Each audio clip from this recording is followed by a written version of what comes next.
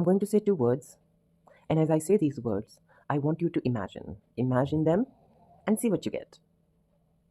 Soul. Think. What do you feel? What you see when you hear the word soul? Now, when you hear this next word, I want you to still imagine and see what you get. Spirit.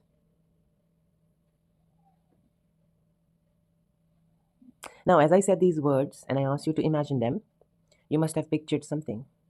For a lot of you, a soul may be a very warmth kind of feeling, warm, safe, love, maybe your partner, maybe your bedroom, your safe place, or your connection to yourself. But when you heard the word spirit, for a lot of you, it could be very disturbing, could have made you nervous, or even scared. Now, that is how we have been accustomed to these two words. है ना? अगर मैं इसे layman language में बोलूँ तो अगर कोई सोल बोलेगा तो आत्मा और स्पिरिट बोलेगा तो प्रीत. But that's not how a lot of people see it, especially those who are part of healing modalities, those who feel connected to the energy and the universe and the cosmos. So, by the way, I've done Reiki, I know pranic healing, I know theta healing, I know aura healing, I even know astrology, numerology.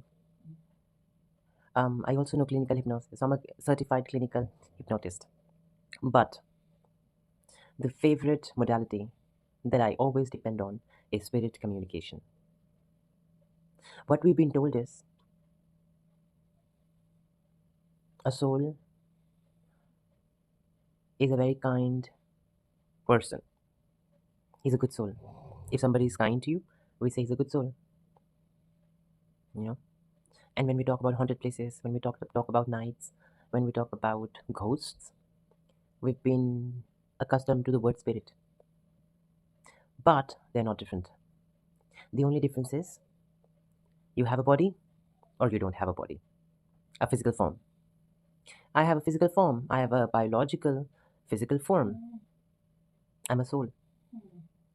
And if someday my soul decides to let go of this body because it can no longer serve the soul's purpose, why the soul chose this body, if I deny everything that the soul is asking for, if I do not do what I'm supposed to versus do everything that I'm not supposed to, then the soul will choose its exit and will say, you know what? You're not helping me achieve my soul's purpose. You're so attuned to your life's purpose that you want to be rich, successful. You want to earn a lot of money. You want to own, many houses, cars.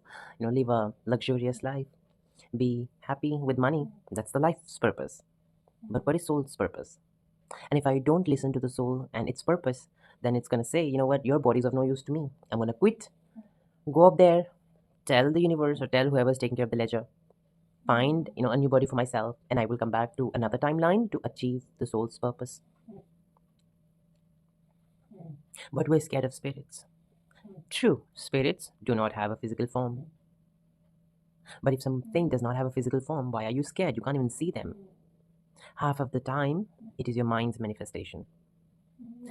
Haunted place में मत जाना, वहाँ तो भूत होते हैं. How do you know? Because you've been told like that. And because we've associated पायल की आवाज़, पीछे से कोई आवाज़ मारेगा, and all of these things with a spirit, we get scared even before it can scare us. Spirits do not scare you, do not want you unless you call them, you trouble them, you disturb them. So in spirit communication, there's a concept which is called surrogacy. Now, this word surrogacy is also used, for getting for becoming a parent. But the word surrogacy means using someone else's body, mind, or soul. And the same concept is also in clinical hypnosis. When you become a certified clinical hypnotist, you understand that there is something called surrogacy. You don't need the client in front of you if you are doing energetic healing. The same thing can also be done in Reiki and pranic healing, but this is not allowed in horoscope. In horoscope, you cannot surrogate. You can only do any healing if the client has approached and their soul is ready to be healed or their situation is ready to be healed. But it's not the same with others. So, in spirit communication, you can talk to a live person's spirit too, their soul too. Isn't that beautiful? Now, in modern science, It's been given a name that you know. Telepathy. Telepathy. Similarly, this is so interesting. And now this is my favorite topic. I can be here, and all I have to do is just think about one person. Use my, ask my mind or my brain or my heart to breathe in a specific way so that I'm able to center my thoughts. I don't need their addresses. I don't need their location. I just need their name, not even their picture. And I can see what they're doing right now. It's a very, very popular concept called remote viewing. You don't have to be in a specific. I'll tell you something very interesting. With spirit communication and remote viewing, you can actually see your life after 15 minutes, after 20 minutes, after 30 minutes, after 10, 30 years, after 40 years. So I am a soul when I have a physical form. You are a soul if you have a physical form. If you don't have a physical form, you're a spirit. It's the same thing. A spirit has been categorized into a lot of different categories like ghosts, um, like Mayus Meena from Harry Potter, you know, or Monjalika for that matter, Annabelle for that matter. All of these are different forms of energy communication, you know. And spirit communication is just not only about releasing dead spirits from someone's body or, talking to dead ancestors. It's much more than that. It's magical. You can talk to a live person's spirit. They don't have to die for you to talk to them. Not on phone, of course. And that's why you're a spirit communicator, because you can talk to spirits. And spirits are alive too. It's just that they have a physical form and we call them humans. But the spirits are also present in trees, plants, our pets. They have a physical form. So we call them souls. But we call everybody's a soul. Those who've passed on to light, benevolent, loving ancestors.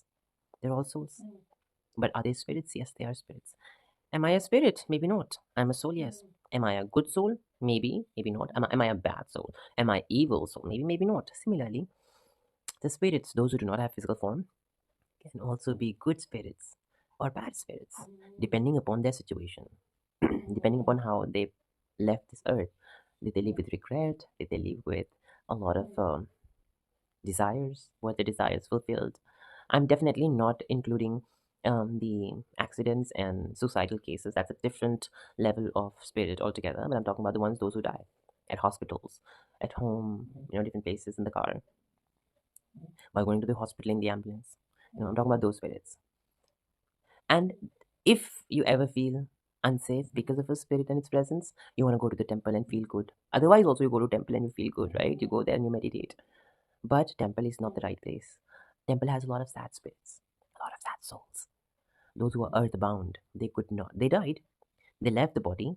The body was cremated, turned into ashes. लेकिन अब वो तो यहीं रह गए. क्यों? मेरा घर, मेरी बीवी, मेरे बच्चे, मेरा पैसा, मेरा बिजनेस. उसको तो शादी नहीं हुई थी, उसका तो बच्चा नहीं हुआ था. स्पिरिट्स को अगर डेथ बेड में ये सारी इमोशंस आ जाते हैं, उनके लिए डिफिकल्ट हो जाता है अर्थ रेल्म को छोड़ना, और वो अर्थ बाउंड हो जाते हैं. Then they find another person. I'll tell you a very good example of a true case. So one of my clients' son, who's been amazing, who's been so listening to everybody, सबकी बात मानता है, सब कुछ करता है, but all of a sudden he's developed a very strong addiction. He was never like that. Ever, never, ever like that. He was a very obedient child, very nice. But all of a sudden, he's developed habits that are not his. And that's what happens when you have a spirit latch on. It does not mean that there's a spirit living inside you. I know a case where a spirit used to come in the client's body, and they won't feel a thing. They just feel uneasy, unwell, sick, and they'd eat medicine. Who's eating that medicine or who's getting energy from that medicine? It's the latch on. It's the spirit who's attached, because that's how the spirit is getting its energy. So don't fear a spirit, because you, I, and everybody else, we've got them. We are spirits. We're spirits with flesh. Unless you don't touch me, I don't touch you. If I touch you, you're not going to leave me too. You know? And I'm definitely not the one who needs ring lights and better lighting, because I don't have to read it from somewhere, from different social media channels and search engines to share this knowledge. Whatever I said, it's a first hand experience. So if you are ever scared or you feel that there is something not right about me, what you do is you close your eyes, take about few breaths, inhale for 4 seconds, hold for 3 seconds, and then exhale for 5 seconds. And when you exhale, it's important that you make this gush of air from your throat. Do that about a couple of times. Close your eyes and try and center your thoughts. Take yourself to the best memory, to the last time you were in a happy place. It'll help you improve your aura because your aura shines when you're really happy. Yes. And your aura weakens when you're angry, sad, or when you are in a sorrowful state, fearful. When you're argumentative, your aura shrinks and weakens. And when that happens, imagine करो मैंने इतने बड़े करोड़ों के volt पे इतना छोटा सा ताला लगा रखा है तो ऐसे टूट जाएगा है ना. So the bigger your vault, the bigger the lock you need. Similarly, if you want yourself to be protected, if you want yourself to be not scared of any unknown entity, any foreign entity, it's important that you make your aura bigger. Everyone gets into arguments, including me. Everyone gets angry, including me. Everyone gets sad, including me. What you need, and that's a natural course of life. We have a brain and it works. We have a heart, it works. So you're technically bound to. The problem arises when there's a blockage in your chakras, which translates to your aura. So make your aura bigger. Be happy. Smile often. Make it a habit that in 60 seconds, you smile just once for yourself. You don't have to ha ha ha ha. Just smile in a minute, 5 minutes, or maybe 10 minutes. Just tell your mind that in 10 minutes I'm going to smile.